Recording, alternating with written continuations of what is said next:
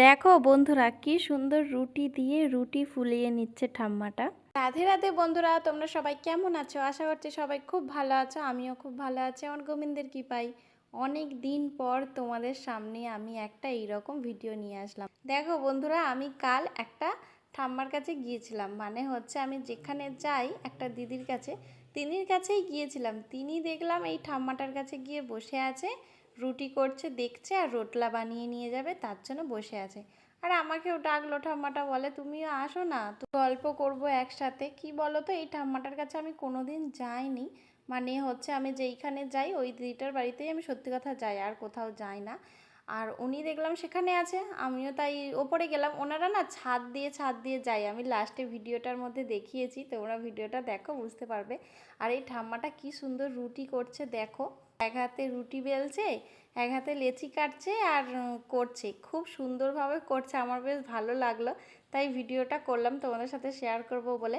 আর এই ঠাম্মাটা জানো তো গুজরাটি, কিন্তু এনার একটু সাজ পোশাকটা আলাদা, মানে হচ্ছে সবসময় এরকম ঘের ধরনের ড্রেস পরে থাকে, গুপি ড্রেস যেরকম হয় ওই রকম।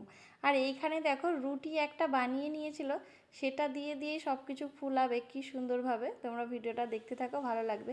মানে অনেকেই তো এইভাবে করে, কিন্তু সাপি দিয়ে ধরে ধরে করে, কিন্তু ইনি দেখলাম রুটি দিয়ে রুটি করছে, মানে একসাথেই সব কিছু করছে, খুব ফাস্ট। দেখলেই তোমরা বুঝতে পারবে, এই দেখো কত জলদি জলদি। আর ওনার বৌমার নিচে নাকি ভাত করছে, ডাল করছে, আর উনি ওপরে রুটি করছে, রোটলাও করবে, কত কিছু করবে দেখো না তোমরা শুধু।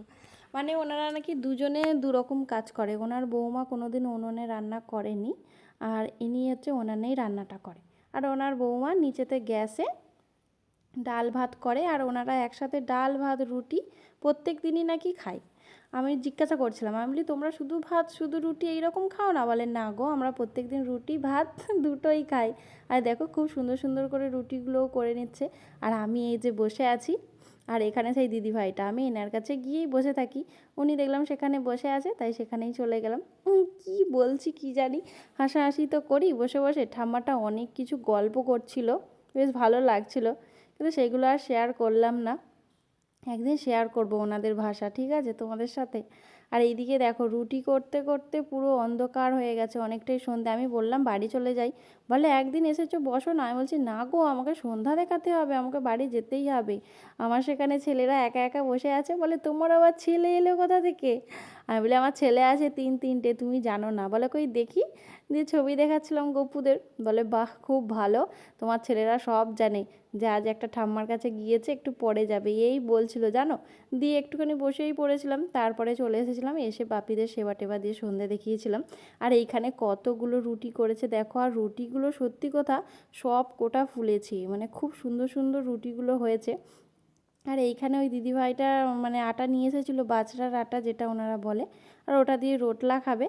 সেই রোটলার একবার ভিডিও তোমাদের সাথে তো শেয়ার করেইছিলাম, সেইভাবেই বানাবে। এই যে এরকম জল দিয়ে মেখে গোল গোল করে নেবে। আর এইদিকে এখনও একটা রুটি বাকি আছে, করছে। ওই রুটিটা ওনাদের, আর এই রোটলাটা হচ্ছে ওই দিদিভাইটা নিয়ে যাবে। আর ওনাদেরও বানিয়েছিল লাস্টে একটা। ঠাম্মাটা কি বলছিল জানো তো, বলছিল যে আমাকে প্রত্যেক দিন রোটলা একটা করে খেতেই হবে, না হলে আমার ঘুম আসে না। মানে ওনার একটা নেশা, রুটি খাক ভাত খাক যাই খাক, ওনাকে নাকি রোটলা একটা খেতেই হবে। গল্প করছিল, বলে আমার বউদেরকে না যদি দিই চলে যাবে, কিন্তু আমার রোটলা প্রত্যেক দিন চাই। আর দেখো এইভাবে সুন্দর করে হাতে ঘুরিয়ে ঘুরিয়ে করে নিচ্ছে, বেশ দেখতে ভালো লাগে। আর আমরা না বসে বসে অনেক রকম গল্প করি।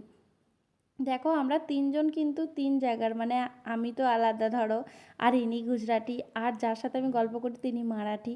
আর আমরা সবাই সবাই কি সুন্দর মিলেমিশে গল্প করি। আর বলি তোমাদের গ্রামে কি হয়, সে বলে ওদের গ্রামে কি হয়, এই রকম করে করে আমরা অনেক গল্প করি। আমাকে বলে তোমাদের গ্রামে এইরকম রোটলা খায়? আমি বলি না না, আমাদের খায় না গো। উনি বলে আমাদের তো প্রত্যেক দিন রোটলা দরকার, রোটলা খেতে খুব ভালো লাগে, তোমরাও খাবে, রোটলাতে অনেক শক্তি পাওয়া যায়। এই সব গল্প করছিল। আর এইখানে দেখো আমি বলেছিলাম না যে আমরা সবাই ছাদ দিয়ে যাই, এই দেখো ছাদে এইরকম উঠে পড়ি, আর এই সরু এইরকম করে পার হয়ে হয়ে চলে যায় ওদের বাড়ি তাদের বাড়ি। আর সব ঘেঁষাঘেঁষি বাড়ি তো, এরমভাবেই যাওয়া যায়। এখানে দেখো রোশনি আছে, আর এখানে সেই দিদিভাইটা। আর আমি এবার নামবো। আর আমি না একটু পিটপিটে ধরনের, আমি দেখো জুতো পরেছি, একটা জুতো বড় ধরনের, মানে ওটা হচ্ছে ওই দিদিভাইটাদের সিঁড়িতে ছিল। আমি বলে আমি খালি পায়ে যাব না, আমি না ছাদে গেলেও জুতো পরে যাই, আমার যেন কেমন একটা হয়। কিন্তু পরিষ্কার পরিচ্ছন্ন এনাদের ছাদ আরে খুব ভালো। যাই হোক, এই ভিডিওটা কেমন লাগলো জানাবে। একটু বসেছিলাম, ভাবলাম তোমাদের সাথে শেয়ার করি। আমি এই যে টাটা বাই বাই দিয়ে দিচ্ছি, অনেকটাই সন্ধে হয়ে গেছে। এবার আমি দিদিভাইটাদের সিঁড়ি দিয়ে বাড়ির দিকে রওনা দেবো। Tata bye bye.